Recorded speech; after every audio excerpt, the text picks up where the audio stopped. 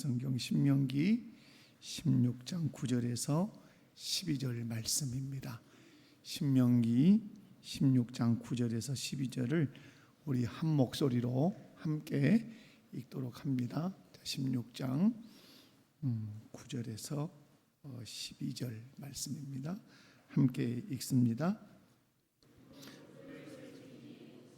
낯을 내는 첫날부터 7주를 세워 내 하나님 여호와 입에 7절을 지키시되 내 하나님 여호와께서 내게 복을 주신 대로 내 힘을 헤아려 자원하는 예물을 드리고 너와 내 자녀와 노비와 내 성중에 있는 레위인과 및 너희 중에 있는 객과 고아와 과부가 함께 내 하나님 여호와께서 자기의 이름을 두시려고 택하신 곳에서 내 하나님 여호와 앞에서 즐거워할지니라. 너는 애굽에서 종되었던 것을 기억하고 이 규례를 지켜 행할지니라. 아멘. 아멘. 오늘 본문은 77절에 관한 말씀입니다. 77절은 수확의 그 기쁨을 하나님께 감사하는 그런 절기이기도 하지만 7주 그러면 총 며칠 되겠습니까? 49일 그 다음에 이제 50일 그러면 생각나는 절기가 어떤 절기가 있습니까? 오순절. 오순절에는 누가 임한 사건? 성령이 임한 사건. 그래서 이 77절의 완성은 어디서 된다? 오순절 성령 강림으로 된다. 이렇게 보시면 좋겠고, 그 다음에 77절에는 뭘 하는 절기입니까? 수확하는 절기죠. 그럼 여러분 77절이 수확하는 절기라면 이것이 오순절 성령 강림과 관계를 짓는다면 성령 강림으로 인해서 어떤 수확을 하시겠다는 거죠? 성령이 오순절 마가의 다락방에 임하셨습니다. 그러면 77절이 수확을 하는 절기라면 오순절에 성령 강림도 어떤 수확과 관련이 있을 거 아니에요, 완성이. 그러면 성령 강림으로 어떤 수확을 하시겠다는 거예요? 1. 밀 수확을 하겠다. 2. 벼 수확을 하겠다. 3. 영혼 수확을 하겠다. 그렇죠. 이제 성령이 임하심으로 성도들이 성령이 임하면 너희가 성령을 받아서 너희가 그 예루살렘과 온 유다 사마리아 땅 끝까지 이르러 성령이 임하면 증인이 된단 말이에요. 다시 말해서 성령이 임하시면 그 사람을 통해서 뭘 하시겠다? 영혼을 추수하는 일을 하시겠다. 그래서 이제 여러분 지난 주일이 아마 성령 강림 주일이었습니다. 그럼에도 불구하고 오늘 한번 말씀을 통해서 77절이 단순히 농사의 그 결실만을 기뻐하는 절기가 아니라 하나님의 은혜를 기억하면서 함께 기뻐하는 그런 신앙의 축제였음을 생각하면서 오늘 하나님 앞에서 우리가 어떻게 감사하고 어떻게 기쁨의 삶을 살아야 하는지 함께 은혜를 나누기 원합니다. 한번 옆에 분들 보시고 한번 인사합니다. 말씀을 통해서 은혜 받읍시다. 점심 식사 맛있게 하셨죠? 여러분 첫 번째 하나님의 은혜를 기억하고 감사할 것을 우리에게 요청을 합니다. 오늘 본문 9절을 보면 이렇게 기록합니다. 7주를 셀지니 곡식의 낮을 대는 첫날부터 7주를 세어라고 말씀하죠. 셀지니 세어. 언제부터? 첫날부터. 그러면 이 말씀 속에 어떤 것이 있는가? 이스라엘 백성은 수확을 시작하는 그 순간부터 77절을 준비해야 되는 거죠. 이는 수확이 자신의 어떤 노력만으로 된 결과가 아니라 특별히 농사는 누구의 은혜가 필요합니까? 하나님의 은혜가 철저하게 필요하죠. 심기는 내가 심지만 물은 내가 주지만 싹이 나고 줄기가 나고 꽃이 피고 열매를 맺는 것은 사람이 할 수 있는 일 있다 없다? 하나도 존재하지 않아요. 그러므로 우리가 이 수확이라고 77절 보리 수확, 밀 수확을 하면서 이스라엘 백성들이 생각해야 되는 것은 이 수확을 얻게 하시는 것은 하나님께서 우리에게 은혜를 베풀어 주셨기 때문이다 라고 하는 거예요. 오늘로 우리가 비교하면 우리가 어떤 직장 생활을 하면서 월급을 받을 수가 있습니다. 내가 실력을 드러내서 직장 생활을 잘 할 수 있어요. 그러나 여러분 우리가 농사로 그대로 비교해 본다면 씨는 내가 뿌려요. 그러나 싹 나고 줄기 맺고 꽃 피고 열매 맺는 것은 절대적으로 누구 주권이에요? 하나님 주권이에요. 그것을 우리가 우리 삶으로 그대로 가지고 와야 돼요. 내가 오늘도 살아 기동하는 것 내 힘이 아니죠. 누가 생명 주시고 하나님이 생명 주시고 기운 주시고 건강 주시고 여러 가지 환경을 주셨기 때문에 그런단 말. 그래서 우리가 어떤 월급을 받아서 10의 1조를 어떤 헌금을 하든지 항상 기억해야 되는 게 뭐죠? 하나님의 은혜의 결과라는 사실을 기억할 수 있어야 될 줄로 믿습니다. 사람은 풍성해지고 어떤 결실이 많아지고 자기 명예가 높아지면 응당 잊어버리는 게 뭐냐면 하나님의 은혜를 망각합니다. 내 힘, 내 능력으로 된 줄 알아요. 그러나 농부가 아무리 열심히 일해도 햇빛과 비를 내리는 것은 하나님이시고 생명을 움트게 하시는 분 하나님이시고 그리고 거기서 줄기가 나고 꽃이 피게 하시는 분 하나님이시고 아무리 꽃이 피어도 열매를 맺게 하시는 분도 하나님이신 줄로 믿습니다. 그래서 여러분 어떤 결과물을 볼 때 항상 고백해야 되는 것은 내 수고 분명히 있지만 그 안에서 기억할 것은 누구의 은혜가 절대적이다? 하나님의 은혜가 절대적이라고 하는 사실을 기억할 필요가 있어요. 우리가 전도도 합니다. 여러분 전도에서 한 사람이 예수를 믿습니다. 그러나 결국은 내가 복음의 씨앗을 뿌리고 그 사람에게 서비스를 제공하고 섬기기는 하지만 그 사람이 예수 믿기로 결정하는 데는 결정적으로 누구의 역사입니까? 성령의 역사죠.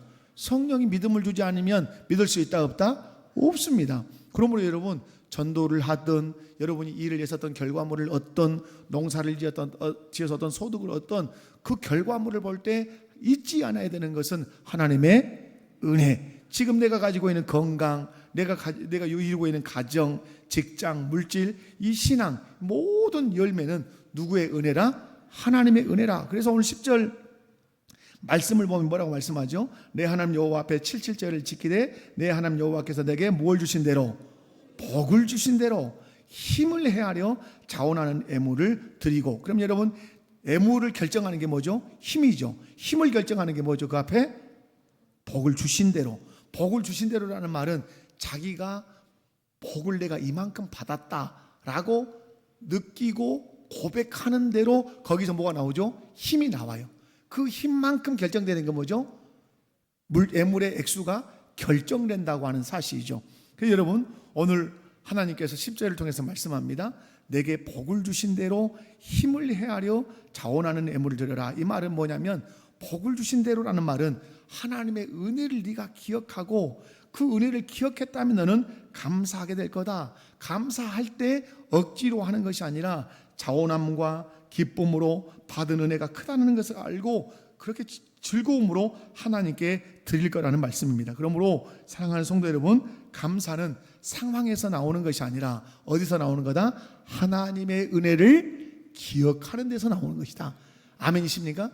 우리가 부모님께 자녀들이 감사를 많이 하는 자녀들이 있는가 하면 부모님이 계심에도 불구하고 감사가 인색한 자녀들이 있을 수 있어요. 이 차이는 뭘까요? 이 차이는 여러분 부유하게 막 명품을 입히고 고급 학교를 보내고 그렇게 하는 자녀들은 무조건 부모로부터 너무너무 좋은 혜택을 받았으니까 감사를 많이 할 것 같고, 정말 시골에서 그냥 아버지가 농사 지어서 어머니가 마늘 캐서 마늘 팔아서 그렇게 해서 그냥 근근히 학교 보내고 좋은 옷도 입지 못한 이런 자녀들은 감사하지 않고 그럴까요?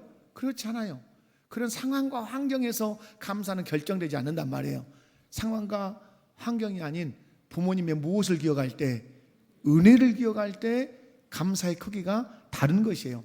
아무리 명품과 고급 학교를 보내고 뭐 누릴 것 다 누리게 해서도 그것을 은혜로 여기지 않으면 그 자녀는 감사는커녕 불평할 거예요. 그러나 마늘 쪽을 쪼개서 마늘을 심고 그 떼약볕에서 버리를 베고 그렇게 그걸 팔아서 근근히 그냥 시장 패션 사다가 옷을 입혀도 부모님의 노고와 부모님의 수고와 부모님의 애씀을 은혜로 알고 아는 자녀는 어떻게 하죠? 감사한단 말. 어머니 감사합니다. 아버지 감사합니다. 그리고 장성에서 어떻게 하죠? 그 은혜를 기억하고 늘 부모 공경을 잘하는 것이죠. 이것이 어찌 우리 부모와 자녀만의 문제겠습니까? 하나님을 섬기는 우리도 똑같죠. 동일하게 하나님을 섬깁니다.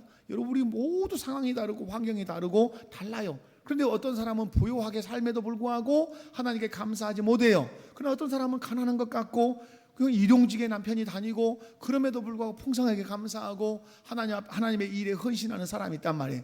차이가 여러분 어디 있다고 생각합니까? 그 우리 옛날 어르신들 목사님들이 하시는 말씀이 부자라고 헌금 많이 하는 건 아니다. 그러므로 저 사람 부자니까 기대하지 마라. 의외로 어떤 분들이 또 할 수 있죠. 가난한 것 같고 돈도 없는 것 같은 그분들이 꼼꼼히 먹지 않고 모아서 목지게 헌금하는 것을 우리가 목회 현장에서 왕왕 발견한다 이 말이에요. 차이가 어디가 있냐 그러면 차이가 부자인데 불구하고 왜 감사를 풍성하게 하지 못하고 가난하고 없는데도 불구하고 감사를 풍성하게 하는가? 그 차이는 어디가 있는 거죠? 다른 데 있지 않죠. 하나님의 은혜를 기억함에 있어요. 부자임에도 불구하고 풍성하게 하는 부자도 있어요. 가난함에도 불구하고 가난하니까 너는 못한다고 전혀 안 하는 분도 있어요. 다 천지사방 찾아봐도 그 핵심으로 찾아가서 보면 그 밑둥에 뭐가 놓여 있는 거죠? 하나님의 은혜를 기억하느냐 기억하는지 못하느냐. 하나님의 은혜를 기억하는 사람은 기쁨과 자원함과 풍성함으로 감사할 수 있을 줄로 믿습니다. 그런 의미에서는 우리 목포교회 모든 성도들이 하나님의 은혜를 기억합시다. 아멘. 여러분 전도서 저는 전도서 1장부터 12장 이제 끝났지 않습니까? 이제 내일이면 아가서가 등장해서 우리 또 전도서도 문을 우리 정성진 목사님이 열었어요. 내일 아침에 또 아가서도 우리 정성진 목사님이 아가서의 문을 열 겁니다. 전도서를 여러분 쭉 묵상하면서 여러분 받은 은혜가 있지 않습니까? 여러분 전도서를 통해서 받은 은혜가 저는 큽니다. 아주 커요. 묵상하면서 결국은 시작을 뭘로 시작합니까? 헛되다로 시작합니다. 마지막도 헛되다로 도장을 찍습니다. 그러나 헛되다로 끝나면 인생은 허무주의고 염세주의로 끝나는 거죠. 그런데 헛되지 않은 일이 있다고 몇 가지를 말씀하죠. 헛되지 않은 것은 뭐죠? 해 아래서 하나님 주신 분복을 누려라. 그 분복 가운데 저는 깜짝 놀란 것이 내려오는 햇빛을 보는 눈이 복이 있도다. 죽은 자는 못 봐. 산들바람이 부는데 시원해. 그것을 느끼는 사람이 복 있는 사람이다. 장미꽃을 필 때 예쁘다. 사진 한 장 찰칵 찍는 것, 그것이 하나님 주신 복을 누리는 거다. 죽은 자는 장미꽃을 보고 싶어도 보지 못하고, 산들바람을 쐬고 싶어도 쐴 수 없고, 사랑하는 아내와 함께 짜장면 한 그릇 먹고 싶어도 먹지 못해요. 여러분은 아내와 함께 차를 마시고 짜장도 드시고 함께 산책도 하시고 도란도란 삶을 이야기하십니까? 그것이 전도서에서 뭐라고 말씀하죠? 하나님이 너에게 그날 주신 무엇이다? 분복이다. 그걸 누려라. 그런데 그러면서 누림의 한계점을 탁 정하죠. 마음껏 누리라 그래요. 어떻게 누리라고요? 곤고한 날이 오기 전에 마음껏 누려라. 여러분 여행을 하고 싶은데 여행을 하려고 하면 그때는 뭐가 없고 돈이 없고, 돈이 생겨서 여행을 해보려고 하니까 그때는 또 뭐가 없고 건강이 안 되고, 다리에 힘이 있어서 여행을 해보려고 하니까 돈이 없고, 여행을 하려고 돈이 지어져 보니까 다리가 후들후들 떨려서 건강이 안 돼서 못한단 말이에요. 여러분 그러므로 잠언이 전도서가 얘기하는 게 뭐죠? 그날 주신 분복을 누려라. 그러면서 하는 말씀이 또 뭐죠? 네가 가지고 있는 떡을 강물에 던져라. 구제하라는 거죠. 구제, 도로 받을 거다. 베풀면서 살 것을, 그러면서 하나 딱 배수진을 치죠. 마음껏 즐기되 기억해라. 뭐가 있다? 심판이 있다. 그것만 기억하면 즐기되 죄 짓지 않으면서 즐길 수 있다. 이렇게 말씀하죠. 죽음 앞에 반드시. 그러면서 헛되지 않은 최고 일 하나가 있는데 그것이 뭐다? 여호와를 경외하는 것이다. 그리고 그러면서 전도서 12장 마지막을 뭘로 딱 세기를 박죠? 선악간에 심판이 있다. 이걸로 세기를 박죠. 사랑하는 성도 여러분, 감사 누가 하죠? 하나님의 은혜를 기억하는 사람. 여러분 은혜라고 하는 것은 벼락을 맞듯이 뭐 금덩어리를 받고 돈을 받고 그게 아닙니다. 은혜라고 하는 것은 삶의 소소한 은혜를 아는 거예요. 한 잔의 물을 마시면서, 여러분 중환자실에 있는 사람은 콧구멍으로 아니면 여기 구멍을 뚫어서 호수를 꼽아놓은 사람은 여러분이 그렇게 벌컥벌컥 마시는 물을 드시고 싶어도 못 드시는 거야. 그런데 그 벌컥벌컥 물을 마시면서 이것이 은혜인 줄 알고 하나님 감사합니다. 여러분 이 물 한 모금을 제가 해볼까요? 그래 여러분 입을 다시지. 이 물 한 모금을 넘길 수 있느냐 없느냐 은혜인 줄 아십시오. 꿀꺽 안 넘겨지는 사람이 있습니다. 꿀꺽, 이게 쉬운 게 아니라 이 말이에요. 꿀꺽 하나님이 은혜를 주셔야 꿀꺽할 수 있어요. 그러면 여러분, 하나님의 은혜를 기억하고 어떤 사람이 되자? 감사하는 사람이 되자. 두 번째는 하나님의 백성은 함께 기뻐해야 된다고 말씀해요. 전도서에서도 혼자는 안 된다 그러죠. 혼자 길을 가다가 자빠지면 일으켜 줄 자가 없고, 혼자 누우면 따뜻하지 아니하고, 그러나 둘이 누우면 따뜻하고, 둘이 동무와 함께 길을 가다가 넘어지 자빠지면 동무가 일으켜 주고, 그러면서 말씀하죠. 삼겹줄은 쉽게 끊어지지 않는다. 혼자 하려고 하지 말고 함께 공동체로 사는 사람이 될 것을 얘기를 하죠. 그러면서 오늘 11절에서도 말씀하죠. 너와 내 자녀와 노비와 내 성중에 거주하는 레위인과 객과 고아와 가부가 함께 즐거워할지니라. 77절에 어떻게 기뻐하라고요? 함께 즐거워할지니라. 아멘. 여러분, 예수를 믿으면 사라지는 주의 하나가 있어요. 그게 뭐죠? 이기주의가 사라집니다. 예수를 믿으면 어떤 주의가 사라진다고요? 이기주의가 사라져요. 왜 그렇습니까? 예수님이 이기적으로 십자가를 지신 것이 아니라 이타적으로 십자가를 졌기 때문에 그렇습니다. 자기 자신의 유익을 위해서 십자가를 지신 것이 아니라 우리의 유익을 위해서 십자가를 지었어요. 그러므로 그 예수를 믿고 예수의 생명이 우리에게 접붙여지면 우리는 반드시 이타적 사람이 됩니다.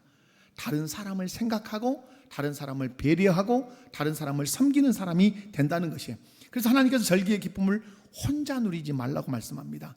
가족만의 잔치만 돼서도 안 된다고 말씀하십니다. 사회적으로 약한 자들까지 모두 함께 하라고 말씀하죠. 오늘 여러분, 고아 가부, 하나님은 고아의 누가 되시죠? 아버지가 되시고 과부의 남편이 되십니다. 그리고 애국인, 오늘 애국인 네팔 이 청년들이 왔잖아요. 여러분, 이런 것들은 하나의 어떤 사인으로 교회가 받아들여야 돼요. 애국인이 오시네? 그러면 우리가 애국인에 대해서 어떤 준비를 하고 있는가? 어떤 준비를 해야 하는가? 이 질문을 우리 스스로에게 던져야 교회가 어떠할 수 있죠?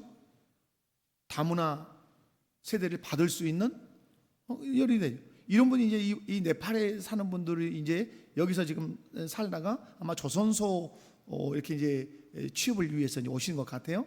목포 과학대 이제 기숙사에 머무시는 거 보니까 청년이야. 30살도 안 되고 20막. 그러면 이분도 여기서 예수 잘 믿으면 우리나라에서 선교사를 파송하는 것보다 이들이 어떠죠? 훨씬 복음을 잘 전할 수 있죠. 그러면 교회가 해야 되는 일들은 너무 자명해지죠. 이런 사람들 오늘 성경에 어떻게 함께 즐거워할 것을 말하죠. 근데 또 그 안에 또 한 사람 포함되어 있습니다. 레위인입니다. 레위인은 기업이 있습니까? 없습니까? 없죠. 하나님 자신이 기업이라고 말씀하셨는데 부탁합니다. 재밌는 거죠. 하나님 자신이 레위인의 기업인데 그 레위인을 누구에게 부탁하죠? 그 공동체에다 부탁합니다. 오늘로 얘기하면 목회자 드리겠죠. 목회자는 하나님 책임지시겠다 말씀하는 거죠. 그런데 책임을 지시는데 누구에게 부탁하는 거죠? 교회 공동체에다 부탁하는 거야. 내 종들을 교회가 잘 함께 살피고 즐거워할 것을. 그러므로 여러분, 하나님 나라는 혼자 아니에요. 항상 함께해요. 아멘. 함께. 옆에 분들 한번 보시면서 인사합시다. 함께 즐거워합시다. 아멘이십니까? 하나님 나라는 어떤 나라냐? 함께 누리는 나라예요. 따라서 해봅시다. 하나님 나라는 함께 누리는 나라다. 아멘이십니까? 그래서 어떤 집사님의 기쁨은 우리 교회 공동체 전체의 기쁨이 돼야 돼요. 근데 저 집 딸이 저 집 아들이 어느 대기업에 취직했다 하더라. 그러니까 그것만 이렇게 되면 안 되는 거예요. 그분의 그 기쁨이 우리 교회 전체 함께 우와 잘했다고 막 박수 치고 내가 기도했는데 하나님 내 기도도 들으신 것 같다고. 한 사람 한 사람의 기쁨이 우리 모두의 기쁨, 한 사람 한 사람의 슬픔이 우리 모두의 슬픔, 한 사람 한 사람의 아픔이 우리 모두의 아픔, 그리고 우리 모두의 어떤 한 사람의 어떤 인생의 축제가 우리 모든 공동체의 축제가 돼야 돼요. 아멘이십니까? 그것이 하나님 나라 공동체가 보여야 할 특질이라고 하는 사실이에요. 그런데 성령 강림으로 그 일들이 일어나죠. 성령의 여러분 사도행전 1장 2장을 읽어가 보면 성령이 역사하심을 계속 등장하는 단어. 제가 그 설교할 때 깨 중에 맛있는 깨가 무슨 깨라? 함깨라. 제 얘기가 깨 중에 제일 좋고 맛있는 깨가 무슨 깨라고요? 함께. 그러면 사도행전 1장, 2장을 읽어보면 1장에 3장을 읽어가 보면 성령이 역사하심으로 이스라엘 백성들의 공동체의 중요한 특질이 있는데 그게 함께하는 공동체가 되는 거예요. 그 함께를 보여줄 때 함께가 무엇이냐를 보여줘요. 바나바가 뭘 팔아버리죠? 그런 데는 은혜 안 받으시죠. 거기서 은혜 받으면 밭을 팔아야 될 것 같으니까, 거기서 은혜를 받으면 아파트를 팔아야 될 것 같으니까 바나바가 성령의 은혜를 입어서 밭을 팔아요. 밭을 판 이유가 뭐죠? 이 밭을 팔아서 가난한 자들을 구제하자는 거죠. 뭐죠? 내 재산 내 것 아니라 함께 공유하고 누려야 된다고 생각하신 거죠. 그러므로 여러분 77절의 이 기쁨은 함께 누려야 되는 기쁨이에요. 성령이 역사하시면 특징이 생겨요. 어떤 특징이 생기죠? 함께하는 사람. 그러면 교회에서는 개인 플레이가 있는 교회에서 때로는 필요하지만 교회는 개인 플레이를 중요시 여기지 않습니다. 교회는 어떠죠? 팀 플레이예요. 아멘. 여러분 축구 외국의 유로파 리그의 감독들이 아주 중요시 여기는 감독이 있습니다. 우리나라에서 애국 감독으로서 날렸던 감독이 누구죠? 그렇죠. 히딩크 감독이죠. 히딩크 감독이 아주 중요하게 가르쳤던 게 뭔지 아십니까? 개인기를 잘해가지고 자기가 골을 빵 넣었어요. 그런데 이것이 히딩크 감독이 볼 때 자기가 짜준 전략이 아니야. 그런데 이러나 저러나 골을 넣으면 우리는 어떠죠? 와 잘했다 그러죠. 절대 안 기뻐한답니다. 도리어 골을 넣고도 엄청난 책망을 듣는 거예요. 왜? 팀 플레이를 하지 않고 개인 플레이를 하니까. 개인 플레이를 많이 하면 이기적 선수가 되는 거죠. 자기 골만 넣으려고 하고. 그런데 여러분 애국의 유로파 리그 같은 데 보면 어쩝니까? 도와주는 축구를 해야 돼요. 패스하고 내가 골 넣고 싶어도 더 좋은 찬스가 있는 사람에게 밀어서 줘야 되는 거예요. 이게 팀 플레이란 말이에요. 마찬가지로 우리 교회가 어떤 거죠? 개인 플레이하는 교회가 되면 안 돼요. 나만 잘했다고. 그거 안 돼요. 여러분 팀 플레이 잘 하셔야 돼요. 그러기 위해서 여러분 구역 모임 잘 하셔야 돼요. 아멘. 지질이 혼자 한 사람들이 있어요. 그리고 구역은 교구 모임을 잘 하셔야 되고 교구들은 교회 모임을 잘 하셔야 돼요. 그러면 함께 하는 거예요. 아무쪼록 여러분 복음은 특징이 있어요. 복음은 사람을 소외시키지 않습니다. 예수님은 사람을 소외시키지 않습니다. 사람들이 죄인 취급하고 멀리 있던 사람들의 누가 되신 거죠? 친구가 되어주셨어요. 그것이 복음의 특징이고 예수 그리스도의 특징이에요. 복음은 사람을 소외시키지 않아요. 예수 그리스도는 사람을 차별하지 않아요. 그래서 로마서 우리가 1장을 보면 헬라인이나 유대인이나 복음은 뭐가 없느니라? 차별이 없느니라 이렇게 말씀을 해요. 우리 교회 마찬가지입니다. 여러분 새가족, 연약한 성도, 외로운 성도, 고독한 성도, 연로한 성도, 외국인 들어온 성도 이들과 우리가 어떻게 해야 된다고요? 함께 해야 돼. 함께. 제가 어떤 우리 교회 학교 선생님에 대한 얘기를 들었어요. 그래서 제가 이제 중매를 한번 해보려고 지금 그 어머니는 오늘 알아들어요. 제가 말을 건넸기 때문에 내가 따님 한번 중매 한번 해보려고 합니다. 딸 몇 살입니까? 이렇게 물었어요. 교회 학교 선생님이에요. 그러면 이제 레이더가 접혀질 수 있어요. 왜 제가 그걸 해야 되겠다 이렇게 생각을 했냐면 이 친구의 태도는 항상 어떤 일을 하고 나면 뭐 도와드릴 거 없습니까? 라고 질문을 한다는 얘기를 제가 들었어요. 여러분 엄청난 겁니다. 그것이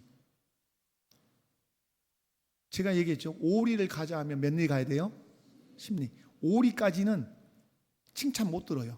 그건 자기 책임 영역이니까 마땅히 해야 될 영역이니까 10리는 자기가 하지도 않아야 할 일을 자기가 힘을 내서 자기 시간과 에너지를 또 쏟아서 더 가는 것이 10리예요.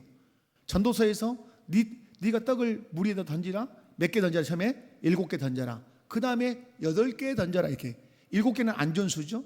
그러니까 7개는 어떤 의미에서는 네가 던질 만큼의 수준에 던지는 것은 네가 마땅히 해야 될 일이에요. 근데 거기에 범주를 넘어서 이제 하나를 더 던지는 거예요.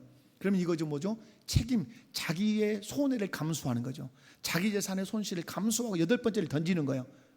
이것이 이때부터 뭐가 있는 거죠? 하나님의 축복이 거기서부터 시작된단 말이에요. 그러면 제가 던지는 질문이 그거예요. 자기 일을 다 했어요. 그러면 거기 자기 일을 다 했기 때문에 칭찬받을 만한 것 기대하지 말라고 성경에 말해요. 종이 당연히 하여야 할 것을 하였을 뿐입니다. 이것이 종이 가져야 돼요. 그런데 마지막 한마디가 더 기가 막힌 거죠. 자기 거 다 해놓고 자기 에너지와 자기 시간을 소모할 것을 각오하고 뭐 도와드릴 거 없습니까? 여러분, 누가 일을 더 하려고 하고 누가 땀을 더 흘리려고 하고 누가 노고를 더 하려고 합니까? 요즘 그렇지 않습니다. 이 세상, 어쩌면 이 사회가 찾고 있는 사람이 그런 사람이에요. 목사님 뭐 도와드릴 거 없습니까? 장로님 뭐 도와드릴 거 없습니까? 전도사님 뭐 도와드릴 거 없습니까? 이 사회가 찾고 있는 사람이 그런 사람이에요. 저는 며느리를 얻는다면 그런 며느리를 얻을 것 같아요. 그렇지 않겠습니까? 뭐 도와드릴 것 없습니까? 이렇게 내 수고에 더한 수고를 한번 하겠다 하는 것이죠. 여러분, 그러므로 오늘 저와 여러분이 기억할 것은 함께 하셔야 돼요. 아멘이십니까? 함께. 자, 배분들 한번 모시고 인사합시다. 함께 즐거워하고 함께 수고합시다. 아멘. 여러분, 교구 청소할 때 우리 장로님들 보면 혼자 오셔서 하고 가시는 분들이 있어요. 혼자. 어떻게 하셔야 돼요? 함께 해야 돼요. 내 교구가 어딘지 저기 한 달 내내 이 게시판에 이렇게 붙어 있잖아요. 그걸 보고도 모른 체 한다는 거 좀 뻔뻔하지 않은가요? 그죠? 그러면 내 교구는 그래서 제가 그랬어요. 본당 교구 누군가 그랬더니 우리 성현 집사님이 저희 교구인데요. 그래서 바닥 좀 깨끗이 좀 쓸어 봐봐. 제가 그랬어요. 안 됐어요? 가서 봐봐. 제가 그랬단 말이에요. 여러분, 열심히 했을 거란 말이에요. 하지 않았단 말이 아니에요. 그런데 혼자 둘이 하다 보니까 어떤 데가 생기죠? 빠지는 부분이 생기는 거죠. 생긴단 말이에요. 그러면 여러분, 함께가 능력이에요. 아멘? 함께가 능력이란 말이에요. 다른 게 능력이 아니에요. 함께 할 줄 아는 것이 능력이에요. 거기에 힘이 있어요. 거기에 시너지가 있단 말이에요. 그래서 여러분, 오늘 77절에 말씀합니다. 어떻게 해라? 함께. 자, 세 번째는 과거의 구원을 기억하며 살 것을. 이건 이스라엘 백성들에게 쐐기처럼 박는 거예요. 너 애굽 땅 종되었던 걸 기억해라. 항상 하시는 말씀이에요. 그리고 이 규례를 지켜 행하라고 12절에 말씀하죠. 하나님께서 77절 지킬 때마다 애굽 종살이 기억하라고 하시죠. 왜죠? 현재의 풍요가 당연한 것이 아니라는 거죠. 너 과거에 누구였다? 애굽에서 종이었어. 그런데 내가 너에게 은혜를 베풀므로 너 자유인이 되었어. 내 백성이 되었어. 그러므로 현재의 풍요는 당연한 것이 아니라 하나님께서 은혜와 복으로 주신 것이다. 이렇게 기억할 것을 요구하시는 것이죠. 여러분, 우리도 종이었죠. 누구의 종? 죄의 종, 마귀의 종, 사망의 종이었죠. 그런데 그리스도 예수의 십자가로 우리가 구원을 받았죠. 하나님의 자녀가 됐죠. 그러므로 우리가 신앙생활하면서 잊지 않아야 되는 건 뭐죠? 나 과거의 죄의 종이었어. 그래 지금 하나님 백성이 되었어. 이것처럼 큰 은혜가 없죠. 이 은혜는, 이 구원받은 은혜는 그 어떤 것도 범접할 수 없는 최고의 은혜예요. 이것 있으면 다른 거 이유도 알지 않을 수 있어요. 우리는 뭐 하나님이 물질의 복을 줘야 거기서 다 없어도, 물질, 건강, 명예, 뭐 학벌 아무것도 없어도 하나님께서 예수 그리스도를 통해서 나를 구원하셨다고 하는 이 은혜만 있으면 감사도, 봉사도, 전도도, 헌신도, 아멘 좀 하세요. 아멘, 아멘, 아멘. 그 구원받은 은혜만 기억하면 다 알 수 있단 말이에요. 사랑하는 성도 여러분, 그러므로 늘 여러분 예수 그리스도께서 베푸신 그 은혜를 꼭 기억하시기 바랍니다. 그것이 우리를 살아가게 하는 힘이 되고, 아멘이십니까? 모든 것을 이겨갈 수 있는 힘이 될 뿐만 아니라 하나님께 감사 찬송하는 그 힘이 돼요. 말씀했습니다. 77절은 단순히 수학하는 절기가 아니라 하나님의 은혜를 기억하는 절기고, 그리고 함께 기뻐하는 절기고, 구원의 은혜를 잊지 않는 그런 절기예요. 성령님 오순절에 임하셨습니다. 그 성령께서 수확하게 하십니다. 무엇으로? 복음으로 영혼을 수확하게 하십니다. 아멘. 그 성령이 역사하면 특질이 생깁니다. 어떤 특질? 함께 할 줄 아는 능력이 탁월하게 생깁니다. 그래서 교회가, 어떤 교회가 건강하냐? 잘 모이는 교회예요. 저는 수없이 이걸 얘기했어요. 여러분, 잘 모이는 교회가 건강한 교회예요. 그럼 잘 모이는 교회는 궁극적으로 어떤 교회죠? 성령이 충만한 교회예요. 왜 안 모이냐? 이거 물어보면 뭐 목사님이 뭐 못하니까 그렇고 뭐 여러분 그렇지 않아요. 교회의 잘 모이면 딱 하나예요. 성령 충만하면 잘 모여요. 그러나 성령 충만하지 않고 성령을 소멸하고 그러면 모이질 않아요. 성령은 함께 하게 하기 때문에 그래요. 아멘이십니까? 그러면 여러분 개인이 성령 충만하면 언제 어디서든지 어떤 성도 될 수 있다. 잘 모이는 성도가 될 수 있어요. 그리고 여러분 결코 잊지 마십시오. 다 잊어도 잊지 않아야 되는 것. 나 과거에 죄종 마귀의 종이었는데 예수 그리스도의 십자가의 부활로 구원받아 하나님의 자녀가 되었다. 그것 하나만으로 헌신의 이유가 되고, 그것 하나만으로 감사의 이유가 되고, 그것 하나만으로 하나님을 경외하는 이유가 된다. 그것이 신실한 성도라 이 말입니다. 기도하겠습니다. 아버지 감사합니다. 오늘도 전성도와 함께하는 찬양 예배로 영광을 돌리고 있습니다. 하나님 영광을 받으시고 오늘도 77절의 그 절기의 의미를 살폈습니다. 하나님 영광 받으시고 우리가 늘 하나님께서 베푸신 그 은혜를 기억하고 감사하게 하시고 받은 복을 이웃과 함께 나누며 기뻐하게 하시고 우리를 죄에서 구원하신 그 하나님의 은혜를 기억하고 헌신, 봉사, 충성하는 자들 되게 하옵소서. 성령께서 하나 되게 하심을 지켜 늘 함께하는 공동체 되게 하옵소서. 예수님의 이름으로 기도하옵나이다. 아멘.